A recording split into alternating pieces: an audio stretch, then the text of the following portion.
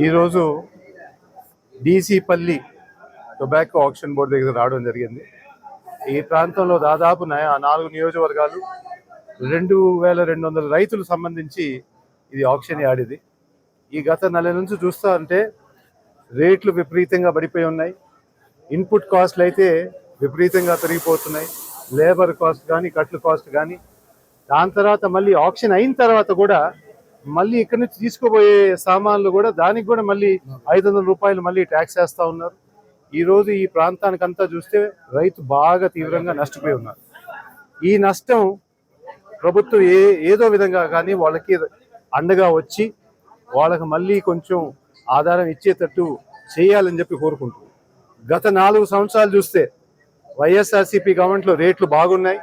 ఎప్పుడైనా కానీ rate తగ్గుంటే market fed ద్వారా కానీ లేకపోతే ఎస్టీసీ కానీ వాళ్ళందరినీ ఉపయోగించి ఇప్పుడు వాళ్ళకి రైతులకి ఎప్పుడు నష్టం జరగకుండా చూస్తారు. ఈ ప్రాంతంలో ఎప్పుడు ఇరిగేషన్ లేదు, ఏం లేదు.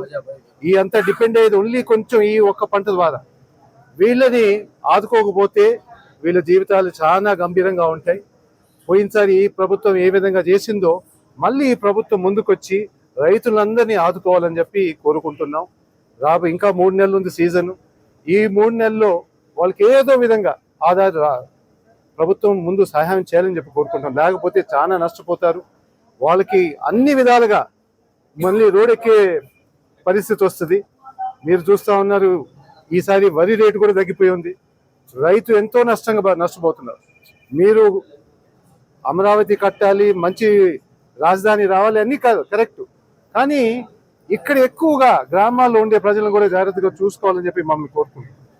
ఇక్కడ ఉండే ప్రజలందరినీ ఎంతో 100 కోట్లు ఇచ్చినా కానీ ఈసారి ఈ బాధని ఈ సైడ్ ఉండే టొబాకో ఆక్షన్ బోర్డు కింద ఈ 2000 రైతులందరూ బాగుంటారని చెప్పి మేము మీ అందరికీ మళ్ళీ తెలియపరుస్తూ తప్పకుండా వచ్చే 10 రోజుల్లోనే చర్యలు తీసుకోవాలని చెప్పి మీ అందరినీ కోరుకుంటున్నాను.